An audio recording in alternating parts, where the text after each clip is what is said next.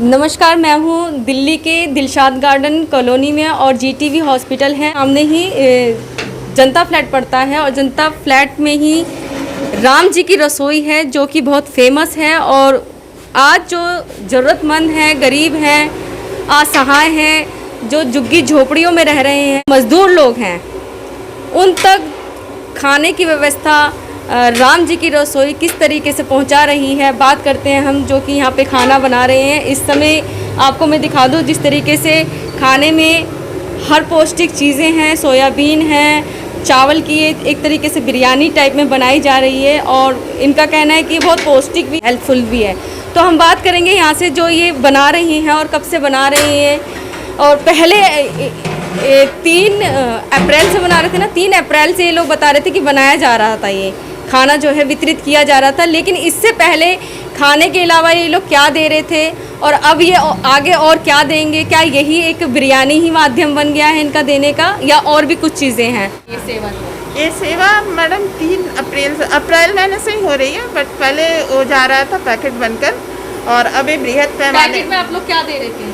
Packet में इस तरह की कभी पूरी सब्जी दे रहे थे, कभी पुलाव दे रहे थे, इस तरह से दे रहे थे। और अभी चूँकि बृहद पैमाने पर करीब 150 लोगों का जा रहा है, 2 बस्तियों में ये जा रहा है। कहाँ की बस्ती? ये बस्तियाँ जा रहा है गोकुलपुरी बस्ती और अम्बेडकर बस्ती में। तो आपको क्या लगा कि हमें अब कच्चा खाना ना देना है, नहीं दिया जाए, हमें बना करके दिया जाए? आपको क्यों लगा ऐसा? ऐसा इसलिए क्या कि कच्चा खाना में वहाँ बहुत सारे हैंडीकैप लोग हैं जो बना भी नहीं पाते हैं। अब यहाँ से बनकर जाता है तो सारे लोगों को अच्छी तरह से वितरित हो जाता है और उनके लिए सफिशिएंट होता है ये। अच्छा, आप ये जो खाना है आप एक ही टाइम देते हैं या सुबह भी देते हैं? नहीं, अभी तो एक ही टाइम शाम में जाता है। शाम में जाता है? हाँ। तो आप लोगों के साथ और भी लोग जुड़े हुए हैं? हाँ, लोग जुड़े हुए हैं, यहाँ के जनता फ्लैट्स के लोग जुड़े हुए हैं। हमारे रेणु जी हैं और रेणु जी काफ़ी लोग मिलकर के जो है हाँ, मदद कर रहे हैं। मदद कर रहे हैं। आशा ठाकुर जी भी हमारे साथ हैं। मतलब और संगठन भी है कि आपका खुद का ही एक राम रसोई नहीं, काम हम महिलाएं मिलकर इसको कर रहे हैं ताकि और लोग इसमें जेंट्स लोग भी बना रहे हैं ताकि ज़रूरतमंद तक खाना पहुंच जाए और वो कभी भूखा ना रहे। जैसे कुछ लोग हैं जो भूखे रह जाए, वो सही नहीं है। इस संकट की घड़ी में सब लोगों को कुछ न कुछ खाना मिल जाए। कितने लोगों का आप खाना बनाते हैं? यहाँ अभी करीब 150 है। 150 लोगों का। तो क्या संदेश देना चाहेंगे तमाम लोगों को जिस तरीके से आप तमाम लोगों को हम यही संदेश देना चाहेंगे कि जो भी लोग अगर सेवा दे सकते हैं तो ज़रूरतमंद लोगों तक अपनी सेवा पहुंचाएं। इससे बड़ा पुण्य और कुछ नहीं हो सकता है। उनकी दुआएं आपको ज़रूर लगेंगी। हैं इस सेवा में अपनी जो भरपूर सेवाएं दे रहे हैं, खाना बना करके जो भी इनसे सेवा होती है ये कर रहे हैं। दीपक जी, ये काम करना चाहिए लोगों की, इस समय जो दुखी हैं, ज़रूरतमंद हैं। दरअसल क्या है ना, ज़्यादातर लोग या ज़्यादातर संगठन या गवर्नमेंट की तरफ से भी जो मिल रहा था सूखा भोजन मिल रहा था और उसमें कई बार ऐसा होता था कि कुछ लोगों के पास इवन गैस भी नहीं होती थी बनाने के लिए। और वो बनाए कैसे अगर उनको भोजन मिल गया तो बड़ी दिक्कत आती थी। कुछ ऐसे भी लोग थे, ऐसे व्यक्ति भी थे जिनको सूखा भोजन मिल गया लेकिन क्या हुआ कि गैस नहीं है तो गए भोजन दे के गैस ली, अब गैस ले ली तो भोजन नहीं है। तो हमारे सामने ऐसे कई उदाहरण आए, जैसे कोई अपाहिज है वो जा ही नहीं सकता भोजन लेने के लिए या उस तक किट नहीं पहुंची है, या कोई किराएदार है और कोई बहुत बुज़ुर्ग हैं उनको पता ही नहीं है, जानकारी नहीं है कि कहाँ से कैसे क्या हुआ। तो जब वो सब चीज़ों को देखा तो देखने के बाद फिर मन में यही लगा कि कुछ ऐसा किया जाए जिससे जो है हर व्यक्ति तक खाना आराम से पहुँच जाए। तो फिर हमने यही सोचा कि हमें जो है बना के भोजन देना चाहिए।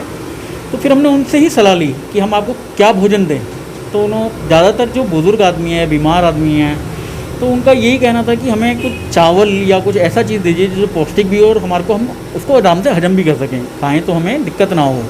क्योंकि रोटी क्या होता था कि अगर हमने बनाई फिर वहाँ तक भेजी हमने बस्ती तक तो सूख जाती थी, उसमें फिर सब्जी है वो कैरी करना बड़ा मुश्किल होता था। तो कई बार उसमें क्या होता था कि उसकी वजह से बहुत दिक्कत आती थी।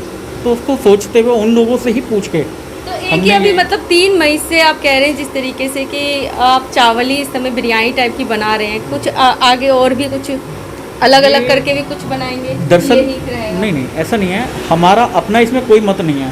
हम जिनको भोजन हमने देना है या जो लोग भोजन जिनको वाकई ज़रूरत है, हम उन्हीं से पूछते हैं कि आपको क्या चीज़ सफिशेंट है, क्या आपको अच्छा लगता है। तो उन्होंने बताया कि बहुत सारे संगठन ऐसे हैं या सरकारी स्कूल हैं या उनको जो मिड डे मील मिलता है उसमें रोटी आती है या सब्जी आती है, लेकिन क्या होता है कि जो चावल वगैरह आते हैं तो वो सूख जाते हैं या उस हिसाब से नहीं हो पाता। तो फिर हमने कुछ ऐसा किया कि जो अब हम जो बना रहे हैं उसको बिल्कुल इस तरीके से बना रहे हैं जैसे होटल में या शादियों में जैसे बनता है, हम उस तरीके से बना रहे हैं इसको प्रॉपर, मतलब जैसा हम खुद घर में करते हैं, पूरा ख्याल रखा जा रहा है स्वाद का, पौष्टिक। अच्छा, मैंने सुना है आप आरएसएस से भी जुड़े हुए हैं। हाँ, संघ से जुड़े हुए हैं हम लोग, संघ उससे से भी जुड़े कहीं हुए ना कहीं आपको इस चीज़ की जो है नहीं, प्रेरणा तो मिलती है क्योंकि निस्वार्थ भाव से काम किया जा रहा है, कर रहे हैं।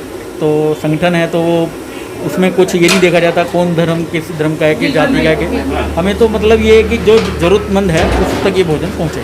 ठीक ठीक। आप सर क्या कहना चाहेंगे जिस तरीके से आप लोग तमाम लोग मेहनत कर रहे हैं? पहले तो आप अपना परिचय बताइए। मेरा नाम ब्रजभूषण है, मैं भी यहीं रहता हूँ जनता फ्लैट में, और मैं भी आरएसएस से जुड़ा हुआ हूँ, लेकिन बस हम लोग कर रहे हैं इसमें। कई लोग आरएसएस को लेकर उसे बुरा भला कहते हैं। जो लोग नहीं जानते हैं नज़दीक से, इसलिए वो कहते हैं, बस सुनी सुनाई बातों पर लोग अपना ये बना लेते हैं, और कोई ये नहीं है। बस जब नज़दीक से जानेंगे तब समझ में आएगा कि आरएसएस क्या करती है, क्या ऐसी सेवाएं भी करती ये है। ऐसी ही सेवा करती है, ऐसी ही सेवा निस्वार्थ सेवा ही करती है। तो आपने देखा, ये थी राम की रसोई जो कि निस्वार्थ भाव से ज़रूरतमंदों की, मज़दूरों की, गरीबों की लगातार मदद कर रही है, कच्चे भोजन से लेकर के पके भोजन तक का। तो आप लोग खोज खबर को देखते रहिए, खोज खबर को सब्सक्राइब कीजिए, लाइक कीजिए, शेयर कीजिए, कमेंट्स कीजिए एंड बेल आइकन दबाना ना भूलें।